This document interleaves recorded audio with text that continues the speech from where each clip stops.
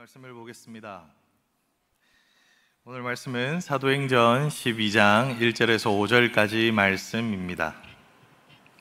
사도행전 12장 1절에서 5절까지 말씀입니다. 제가 읽은 성경은 신약 207면에 있습니다.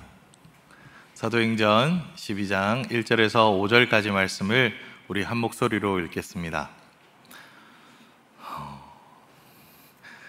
그때 헤롯 왕이 손을 들어 교회 중에서 몇 사람을 해하려 하여 요한의 형제 야고보를 칼로 죽이니 유대인들이 이 일을 기뻐하는 것을 보고 베드로도 잡으려 할새 때는 무교절 기간이라 잡음에 옥에 가두어 군인 내식인 내패에게 맡겨 지키고 유월절 후에 백성 앞에 끌어내고자 하더라. 이에 베드로는 옥에 갇혔고 교회는 그를 위하여 간절히 하나님께 기도하더라. 아멘. 반갑습니다. 저는 유치부와 시니어를 담당하고 있는 이윤 목사라고 합니다. 우리 청년들을 보면서 지금 제가 어떤 느낌이냐면 우리 시니어 어르신들이 저를 이런 눈으로 바라보고 있겠구나라는 생각을 처음으로 하게 되네요. 제가 오세빈 목사님보다 10살 많습니다. 그래서 제가 여기 어떻게 말씀을 전해야 되지 이런 고민을 하면서 왔는데요. 오늘 함께 따스하게 맞아주셔서 감사드립니다. 랩하는 애들이 잘 하는 표현이 있죠. 제가 많이 절더라도 이해해 주십시오. 많이 시니어 때보다 더 많이 긴장되네요. 그래서 많이 양해를 바랍니다. 양해란 말 잘 안 쓰시나요? 부탁드립니다.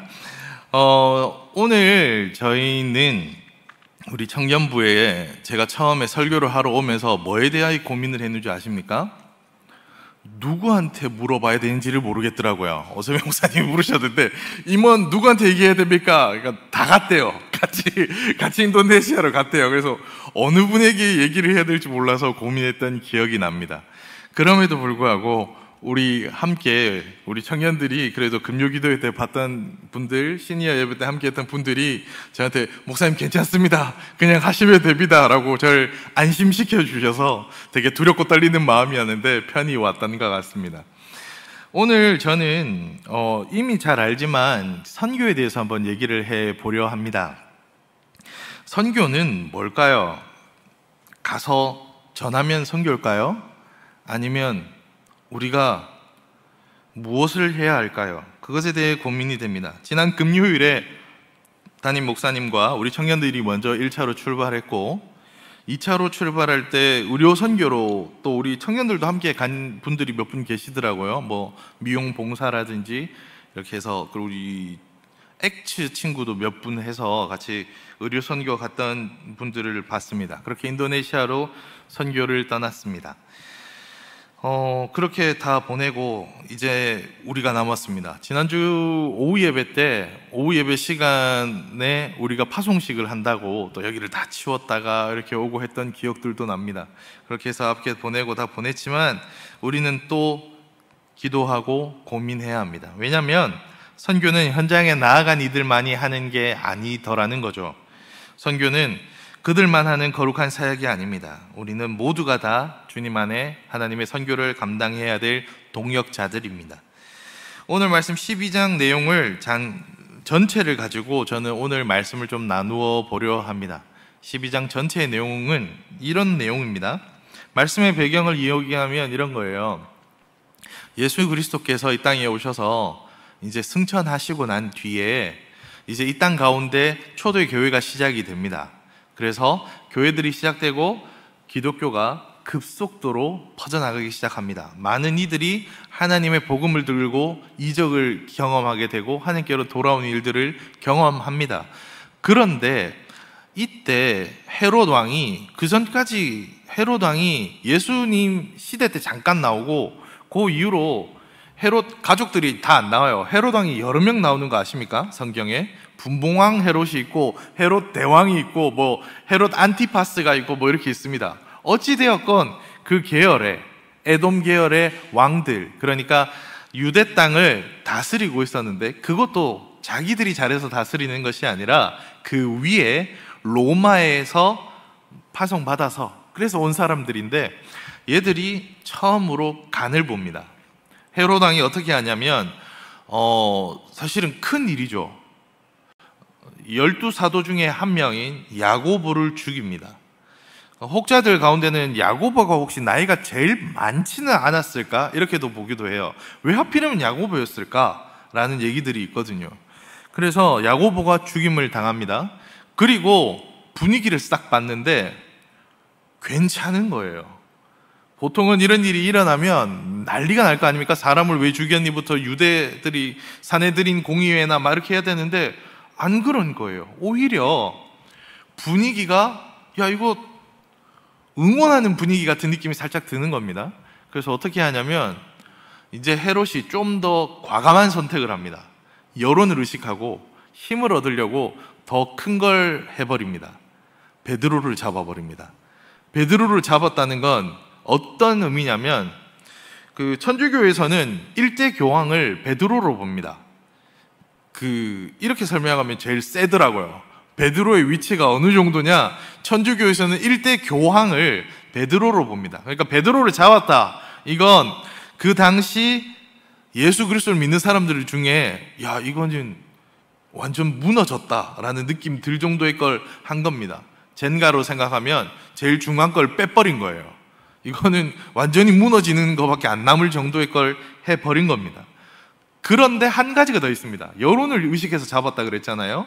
그러다 보니 이 베드로를 죽이는 건 유대법에 안 걸려야 돼요. 무슨 말이냐? 유대인들이 지금 무교절을 지키고 있거든요. 그래서 무교절 마지막 날이 유월절이 있습니다. 그래서 그때는 유대인들의 절기라는 걸 이 에돔 사람인 헤롯 왕도 알고 있어요.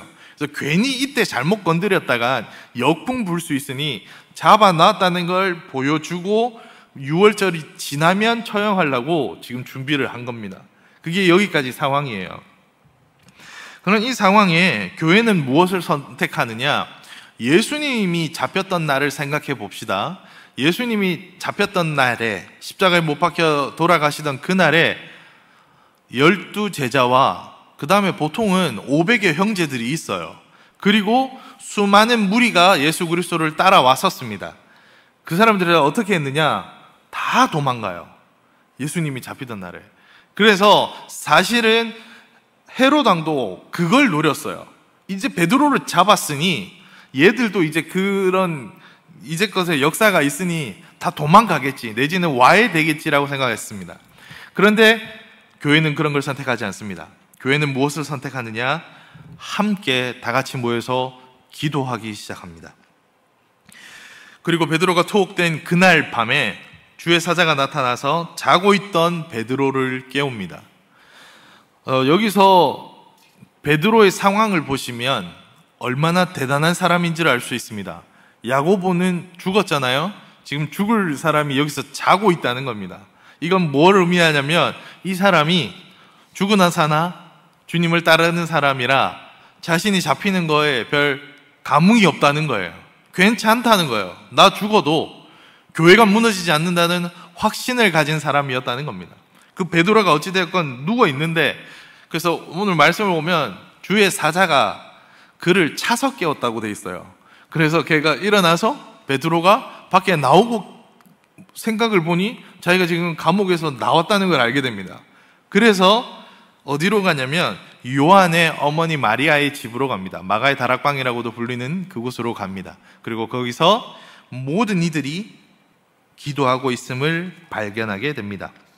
고난과 핍박 가운데에서도 복음 전파와 중보 기도를 멈추지 않는 교회를 통해 하나님께서 놀라운 구원의 역사를 이루는 내용이 오늘의 내용입니다. 오늘 말씀은 무엇을 말합니까? 첫째, 함께 기도해야 합니다. 보냄과 남음 모두가 다 주의 사명입니다. 다시 말하겠습니다. 우리가 선교지로 보내지거나 남아있거나 때로는 투옥되거나 때로는 어떤 일을 하든 우리 모두는 다 하나님께 사명을 받은 자들입니다. 그러면 우리가 모두 다 주의 사명 받은 사람임을 안다면 우리는 무엇해야 하냐면 기도해야 합니다.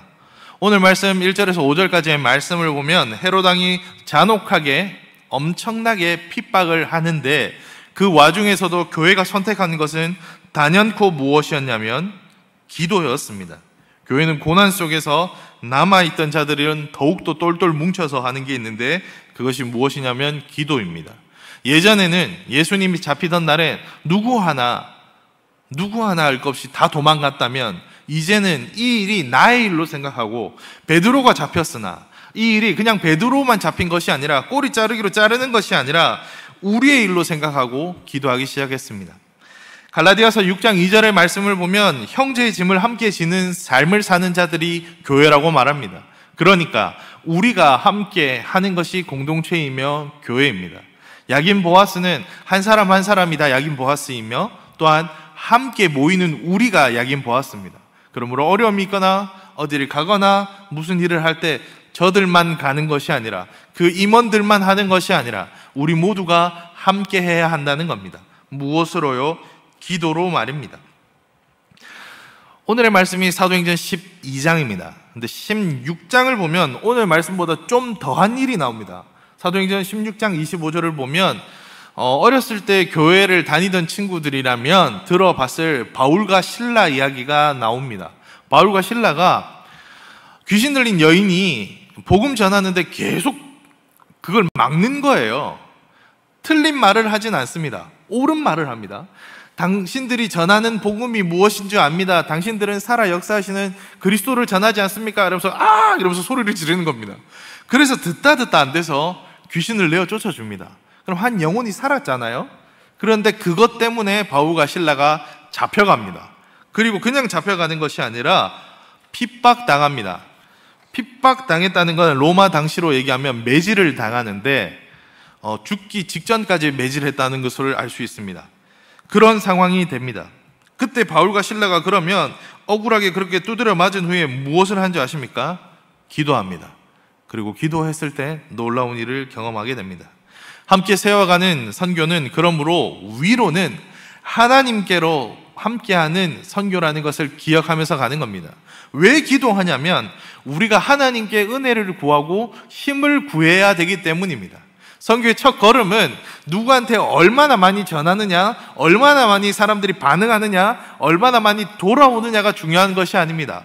가장 중요한 것은 뭐냐면 하나님의 뜻을 구하고 하나님의 뜻이 무엇인지를 우리가 전하는 겁니다. 그러니까 그렇게 하기 위해선 우리가 은혜를 받고 원동력, 힘이 있어야 되는데 그것이 무엇이냐? 기도입니다. 그러므로 선교의 지금 이 시간에 제가 사실은 저도 인도네시아를 잘 몰라요. 스마랑이라는 지역이 어디 있는지도 잘 몰라요. 그래서 그나마 시간을 보니 자카르타가 2시간이 앞서 있더라고요. 그럼 지금 6시라는 소리인데 이미 오늘의 웬만한 사역은 다 끝났을 수도 있습니다. 그리고 제가 알기로는 그날에도 엄청 덥다고 들었거든요. 그래서 밤 아니면 새벽에 오히려 더 활동을 한다고 들었어요. 그래서 또 다른 사역을 지금 준비하고 있을지도 모릅니다. 어찌되었건 우리가 감당해야 될 건 그들을 위해 함께 기도하는 겁니다. 둘째, 그럼 왜 이렇게 기도합니까? 함께하는 기도에는 역사의 문을 엽니다. 베드로는 옥중에 쇠사슬에 묶여 인간적으로는 완전히 절망적인 현실 가운데 있었습니다. 이것이 교회 공동체에서는 사실 진짜 큰일이었어요. 우리나라 젊은이들은 잘 모를 수 있는데 우리 시니어에서는 엄청 크게 다가온 일이 있습니다. 뭔지 아십니까? 대통령이 탄핵되었을 때요. 이게 젊은 어른들이 하는 역할인 것 같지만 사실 영국, 미국, 서방 사회들도 엄청나게 이 일이 컸습니다. 왜요? 한 나라의 지도자가 없어졌기 때문에.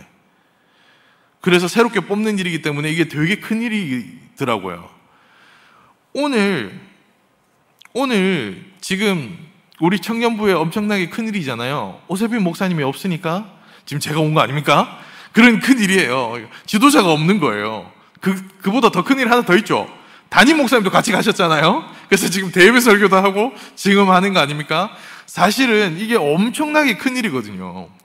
그러니까 초대 기독교에서는 사실 끝났어요. 무정부주의가 된 거예요. 사실은 아무것도 없고 어떻게 되는 상황인데 이때 기도를 시작했습니다. 그리고 이 기도는 놀라운 일을 나타나게 됩니다. 베드로가 풀려나게 되었기 때문입니다. 이런 역사는요, 우리가 기도할 때마다 사실은 일어났던 일입니다. 오늘 갑자기 기도했더니 됐네. 베드로니까 그 정도 되는 거죠, 목사님. 베드로니까요. 베드로는 그럴 수 있잖아요. 물 위에도 세 걸음 걸었던 유일한 사람 아닙니까? 이렇게 얘기할 수 있습니다. 그러나 성경에서는 이러한 일들이 항상 있어 왔다고 얘기합니다. 함께 모여 기대할 때마다, 기도하고 나아갈 때마다 하나님이 함께 하시고 큰 일을 이루셨다고 성경은 곳곳에 기록하고 있습니다. 특별히 대표적인 예는 출애굽기 17장 8절을 보면 광야 시절을 보냅니다. 이스라엘 민족이 애굽의 노예로 400년 이상 있었습니다. 저희 시니어 제가 담당했다 그랬잖아요. 저희 시니어 담당 어르신들 중에는 국가를 3개를 경험한 분이 계십니다. 조선, 일제시대, 대한민국을 경험하신 분이 계십니다. 그런 분들이 아직도 계세요. 그런 분들이 계신데 그런 분들의 입에는 아직도 일본어의 잔재가 남아있어요. 근데 이스라엘 민족은 몇 년이요? 400년 이상을 있었다고요. 그런 사람들이 노예로 400년으로 노예 근성이 찌들 대로 찌드는 그들이 광야 생활을 통해서 하나님께 훈련받으면서 나왔는데 무기가 있을까요? 없습니다. 전쟁을 제대로 해봤을까요? 노예는 전쟁하지 않습니다. 만드는 일을 하죠. 이들은 전술도 없고 싸움에 대한 경험도 부족했을 뿐더러 무기도 부족했습니다. 그런데 싸움을 해야 합니다. 아말렉이란 나라랑 싸우는데 이 나라는 당시에 왕이 있었습니다. 그리고 무기도 있었고 이때 이 나라들은 이스라엘을 제외한 애굽 주위의 국가들은 싸우면서 커진 나라들입니다. 그래서 나라가 싸우다가 도태되기도 하고 살아내기도 했거든요. 그런데 그들과 싸워야 돼요. 그래서 하나님께 모세가 물어봅니다. 싸워도 되겠냐고 기도해 봅니다. 하나님 싸우라고 명하십니다. 그리고 모세에게 명하되 너는 이스라엘 민족이 보이는 곳에서 기도하라고 얘기합니다. 그래서 싸움이 시작됩니다. 싸움은 여호수아가 젊은 장정들을 데리고 싸웁니다. 이 당시의 싸움은 20대부터 40대 후반까지, 40대 후반이면 그 당시의 나이로 치면 엄청나게 많은 나이입니다. 그 나이 때 해서 칼을 들 수 있는 자들, 남자들만 해서 싸움에 나가서 싸우고 있는데 여호수아와 그들은 싸우고 있고 모세는 뒤에서 두 손을 들고 기도합니다. 그런데 놀라운 일이 생깁니다. 모세가 두 손을 들고 기도하면 싸움을 이기는 거예요. 근데 모세도 사람이거든요. 80이 넘었어요. 두 손을 들고 기도하다가 내려야 될 거 아닙니까? 힘이 드니까. 내리면 아말렉이 이기는 거예요. 그러니까 손을 내릴 수가 없어요. 기도를 멈출 수가 없어요. 멈추면 지니까. 근데 사람이니까 계속 내려올 때 어떻게 하냐면 아론과 훌이라는 모세 옆에서 두 사람이 모세의 손을 잡고 밑에 돌로 받쳐서 같이 기도합니다. 손이 내려오지 않도록, 모세의 팔에 힘이 들어가지 않도록 옆에서 들어서 함께 기도합니다. 그래서 전쟁이 끝날 때까지 기도를 합니다. 전쟁이 어떻게 됐을까요? 말도 안 되지만 이스라엘이 이깁니다. 무기도 부족하고 전술도 없으며 싸움도 제대로 못하는 그들이 이깁니다. 이유는 하나, 하나님께 기도했을 때입니다. 오늘의 말씀에도 기도를 또 합니다. 그리고 이루어집니다. 어떻게 해요? 베드로가 풀려나는 일을 경험합니다. 그리고 제가 아까 얘기했던 바울과 실라 사건은 그 다음에 일어납니다. 그러니까 과거, 현재, 미래 지속적으로 그러한 일들이 계속 있어 왔다고요. 선교의 현장이나 우리가 모든 일이 있을 때마다, 기도할 때마다 큰 능력이 일어납니다. 우리는 그것들을 경험하며 살아오고 있습니다. 그러한 일들을 살아오는 것이 우리의 선교입니다. 선교 현장에 가면 진짜 말도 안 되는 일을 경험합니다. 분명히 확인을 다 했는데 여권 연장 안 돼서 6개월 넘은 애가 한 명이 꼭 나옵니다. 그리고 꼭 나오는 애가 김해공항에 늦게 와가지고 늦게 오는 애도 생기고, 어떤 애는 표를 잘못 끊었는데 김포공항으로 나온 애가 있는 겁니다. 우린 다 김해로 왔는데. 난리가 나는 겁니다. 그럼 이상한 일이 막 생겨요. 필리핀에 이런 데 가면 짐을 열었는데 분명히 우리가 약이랑 이거 선교하러 왔는데 그 짐이 없는 겁니다. 그런 일도 경험하고 별의별 일이 다 생깁니다. 그러한 일이 있을 때 우리가 해야 될 건 뭘까요? 물건을 많이 사가면 됩니까? 아니면 경찰에 연락을 해야 됩니까? 아니요, 기도하는 겁니다. 우리가 기도하고 나아갈 때 큰 일들이 벌어집니다. 우리가 기도하고 나아갈 때 하나님께서 함께 하십니다. 항상 그래 왔어요. 우리의 방식은 이거라고요. 기도가 아니면 안 돼요. 우리가 간절히 기도할 때, 하나님께 매달릴 때 하나님께서 역사하십니다. 항상 역사하시는데 더 크게 역사하시는 것이 어디다? 선교의 현장에 복음이 들어갈 때 하나님이 정말로 크게 역사하십니다. 우리가 그래서 함께 선교하는 마음으로 기도의 자리를 지킬 때 하나님은 우리의 기도를 들으시고 역사를 이루십니다. 교회는 기도합니다. 그런데 여기서 교회가 기도했다는 건 오늘 말씀에도 간절히라는 말이 붙어 있어요. 그러니까 그냥 하지 않습니다. 기도에 습관적으로 자 주여 한번 부르고 기도하겠습니다. 이렇게 그냥 습관적으로 하는 기도가 아니라는 겁니다. 일부만 했다는 것 아닙니다. 모두 함께 기도하는 겁니다. 목사님 기도를 잘 못하는데요. 잘 못할 수 있습니다. 목사님 저는 길게 못하는데요. 괜찮습니다. 그러나 중요한 건 우리가 함께 기도하며 나아갈 때 하나님이 역사하겠다 약속하셨습니다. 이것은 천우신조와 같이 하늘은 스스로 돕는 자를 돕는다는 말과 다릅니다. 우리가 기도할 때 가만히 있던 하나님이 움직여 주시는 것이 아닙니다. 하나님께서 원하시는 방식이 이거기 때문입니다. 하나님께서 가장 원하는 방식이 뭐냐면 전도를 통해 복음이 전해지는 겁니다. 그래서 우리가 이 복음을 들고 나아가는 겁니다. 하나님이 손이 짧아 되는 것도 아니고 하나님이 부족해서 그런 게 아닙니다. 하나님이 우리를 통해 그 일을 하고 싶어 하시기 때문에 우리가 순종하는 마음으로 나아가는 겁니다. 선교의 첫 시작은 하나님이 그렇게 하라고 하셨기 때문입니다. 그리고 그 방법은 무엇이냐면 우리가 함께 기도하는 겁니다. 하나님이 두세 사람 이상 기도하는 그곳에 나도 함께 있겠고 너희가 함께 기도할 때 더 내가 응답하겠다라고 약속하셨습니다. 그래서 하는 겁니다. 그러므로 우리는 함께 세워가는 선교를 위해 기도해야 합니다. 그리고 우리가 기도할 때 큰 역사가 일어납니다. 혹시 절망 가운데 계신 분 계십니까? 기도하십시오. 기도가 잘 안 되십니까? 하나님 기도가 잘 안 됩니다라고 하나님께 기도해 보십시오. 그리고 청년 때 제일 안 되는 것 중에 하나가 이겁니다. 기도해줘. 이거 말하기 어렵거든요. 내 부족한 상황을 누구한테 말하는 것만큼 싫은 거 없잖아요. 어렸을 때 모태신앙 애들이 제일 싫어하는 게 그거거든요. 교회 왔는데 아이고 니 뭐 했다며 라고 내 부족한 일을 그 집사님이 알고 있을 때 그런 일들 너무 싫을 때 있거든요. 물론 그럴 수 있습니다. 그러나 중요한 것 기도의 제목을 나누십시오. 함께 기도할 때 큰 역사 일어납니다. 속수무책의 상황 속에 계신 분 계십니까? 오늘의 말씀에 보면 베드로는 4명의 무리가 4명씩 묶인 군인들 사이에 있었다는 말이 있습니다. 이게 무슨 말이냐면 사교대로 16명이 지켰거나 아니면 16명이 사방을 우겨 싸서 동서남북을 다 막아서 베드로가 못 나가게 막았다는 겁니다. 그런데 베드로가 풀려났어요. 이유는 하나, 함께 기도할 때였습니다. 속수무책의 상황 속에서 우리가 할 수 있는 건 함께 기도하는 겁니다. 기도 제목을 나누고 하나님께 뜻을 구하고 하나님께 은혜 주시기를 원하며 사는 겁니다.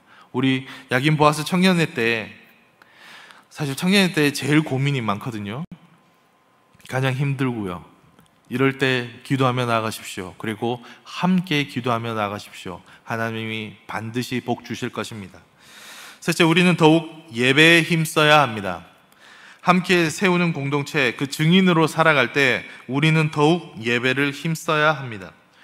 사도행전 12장 후반부를 보면 좀 약간 위트 있게라고 해야 될까요? 유머스러운 장면이 나옵니다. 베드로가 멍하게 나옵니다. 이 장면은 계속 이렇게 약간씩 꺾어놨는데요. 헤롯이 여론을 위해서 했는데 아무것도 못 됩니다. 베드로가 풀려나 버렸으니까요.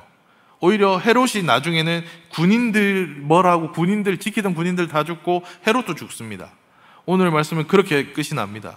반대로 베드로는 자고 있다가 천사가 안 일어나서 발로 차서 깨워서 일어나거든요. 그 일어나고 그냥 해보니까 오라 내가 지금 뭐 하고 있지? 풀려났네? 이래서 마가의 집으로 갑니다. 근데 그곳에 가면 로데가 베드로의 음성을 듣고 그 여인이 듣고 너무 신이 나서 문을 안 열고 방으로 뛰어 들어가요. 문을 열어줘야 되는데 베드로가 막 한데 이 베드로 선생님이다. 너무 기뻐서 들어가서 그때 함께 모여서 기도하던 무리들한테 얘기합니다. 근데 기도하던 무리들이 뭐라고 하냐면 베드로가 풀려나기를 위해서 기도했잖아요. 그들이 이렇게 얘기합니다. 뭔 소린데? 이렇게 얘기하는 거예요. 그런데 정말로 베드로가 풀려난 걸 보고 그 다음은 어떻게 됐을까요? 이 다음은 어떻게 됐을까요? 이 다음을 유추할 수 있는 가장 좋은 건 13장부터 사도행전이 계속 이어지고 있다는 겁니다. 미드나 영드나 뭐 시리즈물이나 뭐 프리즌 브레이크나 이런 거 보면 가끔 범인을 풀어줄 때가 있어요. 잡았던 범인을 풀어줍니다. 그리고 형사들이 따라갑니다. 왜요? 풀어주면 애가 자기가 제일 먼저 생각나는 대로 갈 수밖에 없거든요. 보통은 범인 현장이나 아니면 본거지로 들어가 버리거든요. 그런데 오늘 말씀을 보면 베드로가 풀려나자마자 어디를 향해 가냐면 말하지 않았는데 우리가 기도하고 있겠습니다 베드로 선생님이라고 하지 않았음에도 불구하고 그곳으로 갑니다. 왜요? 그곳에 모여서 기도할 걸 알고 있었거든요. 초대교회 사람들은 여전히 그곳에서 예배하는 걸 알고 있었다고요. 여러분, 만약에 우리라면 어떻게 해야 될까요? 지금 죽을 뻔한 사람이 겨우 살아났어요. 그럼 뭐라고 해야 될까요? 아이고 이젠 더 이상 안 되겠습니다. 선생님, 베드로 선생님 이제 그만합시다. 이 정도면 됐습니다. 풀려나는 거 위해 기도해서 됐잖아요. 풀려났으니까. 그러니까 우리 다 좀 뿔뿔이 흩어집시다. 숨어 있다가 좀 잠잠해지면 그때 만납시다. 나 두 번 다시는 이거 하다간 안 되겠네 라고 갈라지지 않았다는 겁니다. 오늘의 말씀에. 오히려 그들이 함께 모여 예배하고 더 말씀 안에 하나 되어서 믿지 않는 자들에게 복음을 더 담대하게 전하고 예배하는 이들이 더 많아져서 오늘의 일을 가지고 더 함께 기도하며 선교의 자리로 나아갔다고 오늘의 말씀은 기록하고 있습니다. 교회는 시대마다 어려움을 겪을 때마다 더 뭉쳐서 기도하고 더 함께하고 더 예배의 자리를 힘썼습니다. 저도 경험해보지 못한 일이 온천교회는 있어 왔습니다. 온천교회가 벌써 78년인가요? 역사가 그렇게 되었다고 하더라고요. 대한민국 건국과 함께 한다고 하더라고요. 그런데 소식들을 들어보면 놀라운 일들을 참 많이 듣게 됩니다. 우리 교회가 새로 이 교회 건물을 짓다가 전소한 사건이 있었다고 합니다. 근데 그 역사 기록에 보면 어떻게 되냐면 건물이 다 불타고 전소라고요. 없어졌다고요. 잘 지어보려고 신축하다가 없어졌다고요.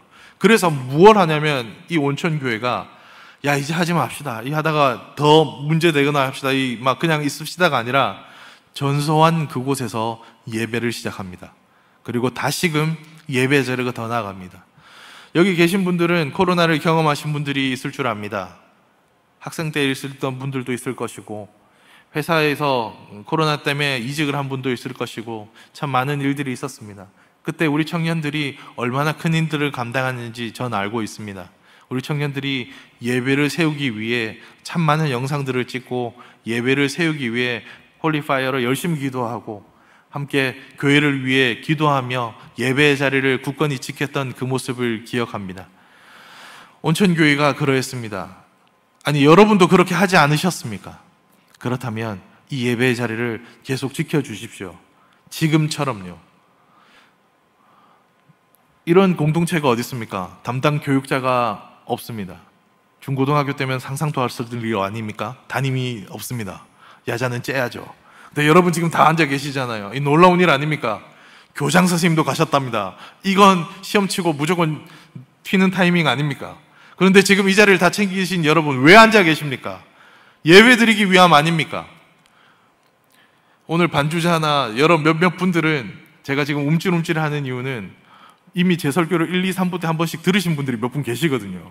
그런데 왜 이 자리를 또 지키고 계십니까? 들어봤잖아요. 예배이기 때문 아닙니까? 야긴 보아스 예배라서 지키는 거 아닙니까? 이 자리를 지켜주십시오. 여러분이 선교의 최전방에 계신 모습입니다.